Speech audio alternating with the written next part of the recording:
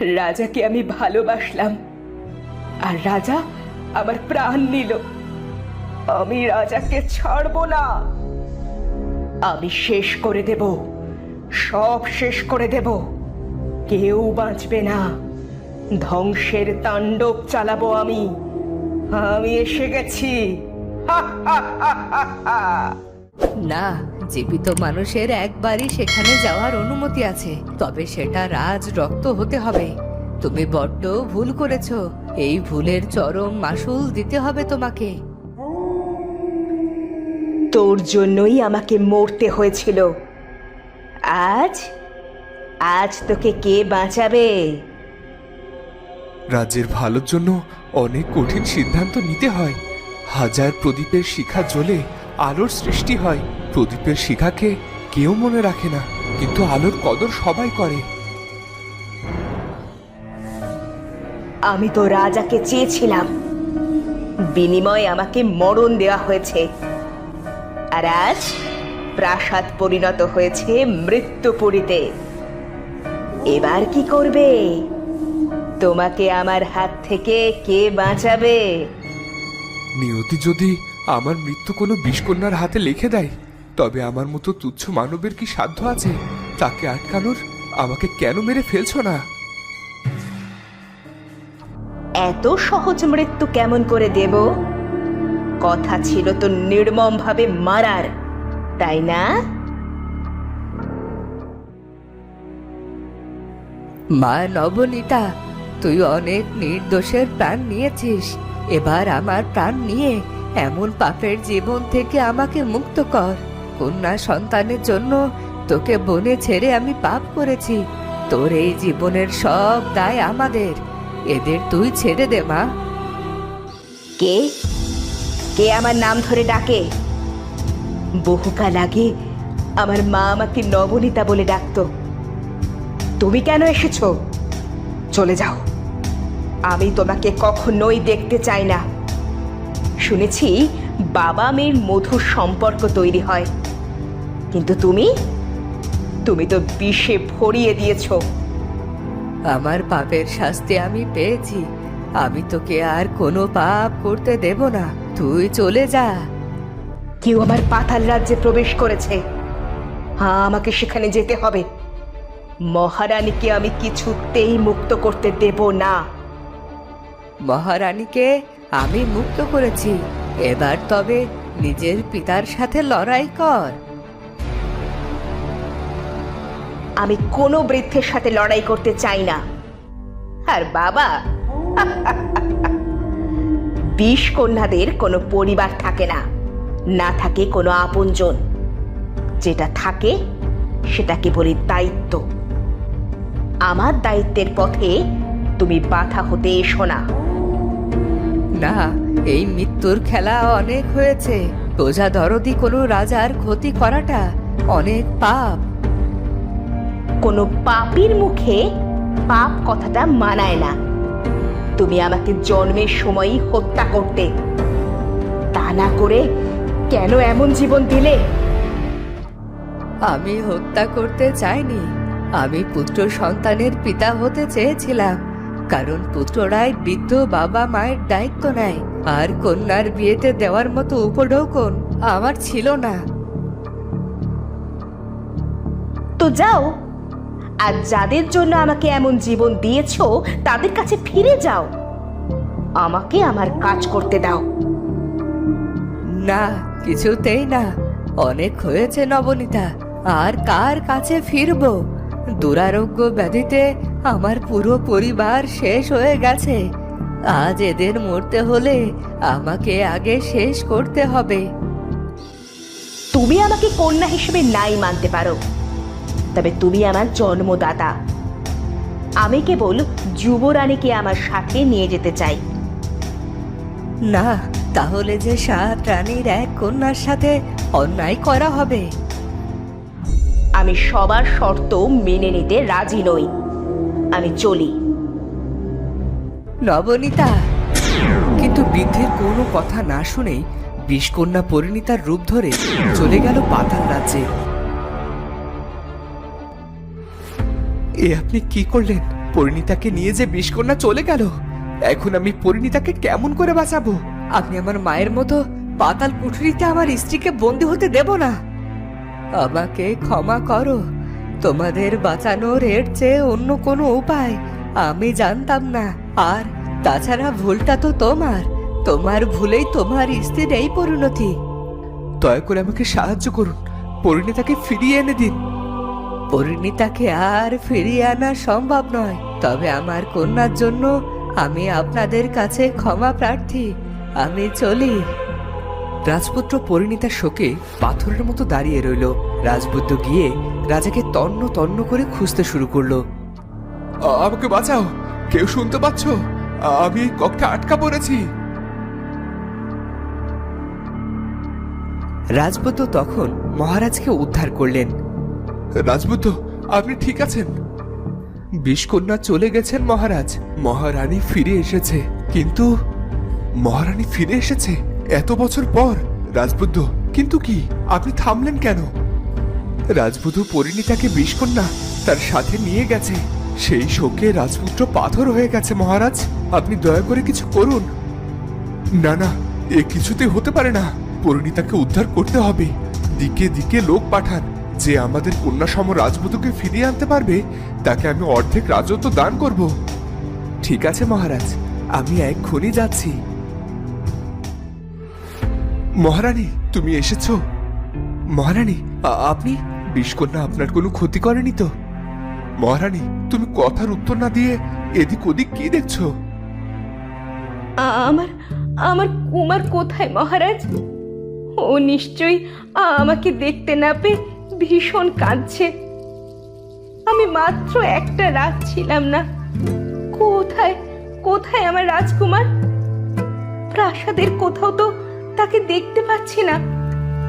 কোনো বাচ্চার কান্নার শব্দ নেই কেন? আমার কুমার কোথায় মহারাজ? নিজের দিকে দেখো মহারানী। একদিন নয়, তুমি দীর্ঘদিন ওই বিষকন্যার কাছে বন্দী ছিলে, কিন্তু তোমাকে কে ফিরিয়ে আনলো এখানে? এটা রাজকুমার, কিন্তু কতগুলো দিন আমি ছিলাম না।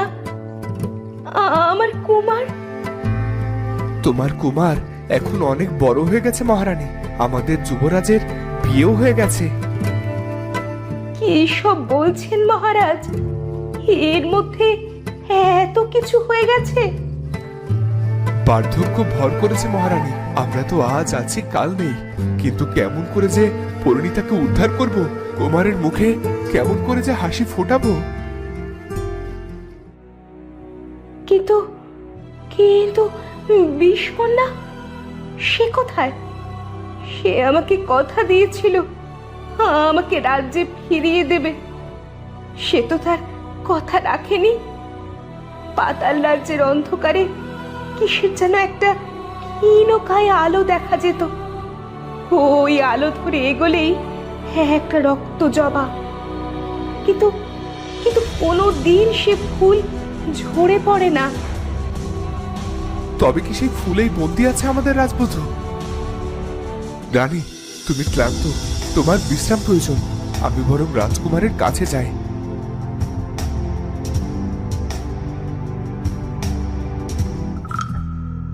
ওদিকে রাজপুত্র কোনো কথাই বলে না, শুধু তাকিয়ে থাকে। মহারাজ তার আদরের পুত্রের এমন দশা কিছুতেই মেনে নিতে পারছেন না। কেমন করে সুস্থ হবে আমার কুমার? আবার কোন নতুন বিপদ এসে হাজির হলো আমার প্রাসাদে? যুবরাজকে কেবল যুবরানী ঠিক করে তুলতে পারে মহারাজ। আমাদের আর কিছুই করার নেই। তাই বলে কি আমরা সব চেয়ে চেয়ে দেখব? যুবরাজ অসুস্থ, যুবরানী নিখোঁজ। এবার আমাদের কি হবে মহারাজ? আমাকে কেবল একজনই সাহায্য করতে পারে। আমি কালই তার কাছে যাব। কার কাছে যাবেন মহারাজ? আপনি এদিকটা খেয়াল রাখুন রাজবুদ্ধ। রাজ্যের এমন বিপদ, আপনার মতো সৎ বন্ধু আর নেই। আমি চললাম, ফিরে এসে সব জানাবো।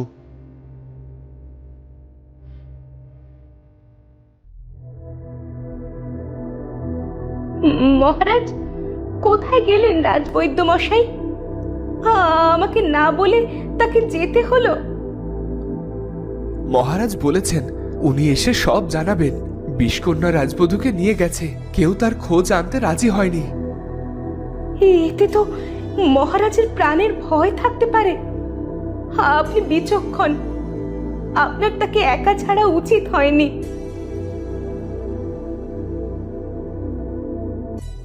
কুমার, কুমার তুমি এসো আমার সাথে। পরি, পরি। পরি? কে পরি? উনি হয়তো পরিণীতার খোঁজ করছেন। আসলে রাজবধূকে উনি চোখে হারান।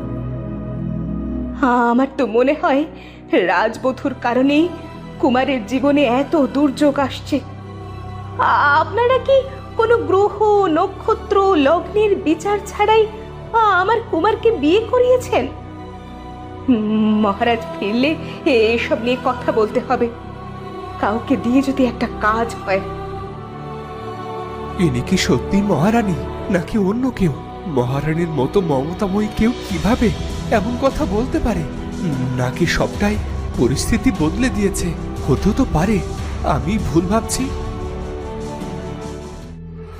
ওদিকে পরিণীতা পাতাল রাজ্যে একা বন্দি। চারদিকে কোনো আলো নেই। দম বন্ধ হয়ে আসতে চায় পরিণীতার। পানি, একটু পানি। আমাকে কেন আটকে রেখেছো? কি চাও তুমি? কেন আমার সামনে আসছো না? আমি যে বাতাসে ভেসে বেড়াই, আমাকে তো চোখে দেখা যায় না। তোমার শোকে যুবরাজ পাথর হয়ে গেছে। রাজার বংশ এবার নির্বংশ হবে, হবে।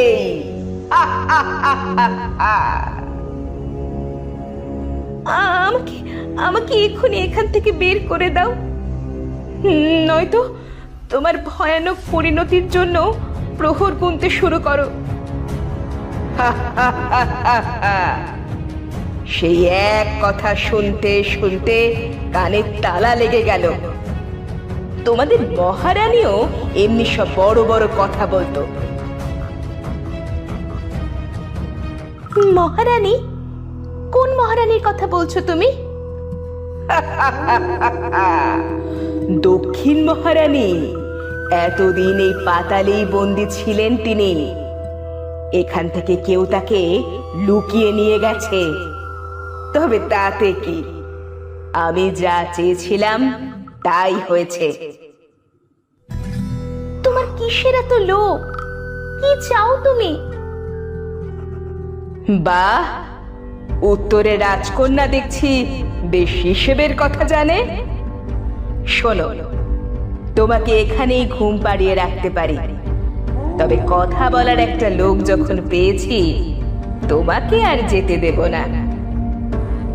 আমি তো এখান থেকে বের হবই, আর তোমাকেও বন্দি বানাবো। তুমি যতই চালাকি করো না কেন, সবকিছুরই শেষ আছে। তোমার সাহস দেখে আমি স্তব্ধ হয়ে যাচ্ছি। এত সাহস তুমি পাও কোথা থেকে?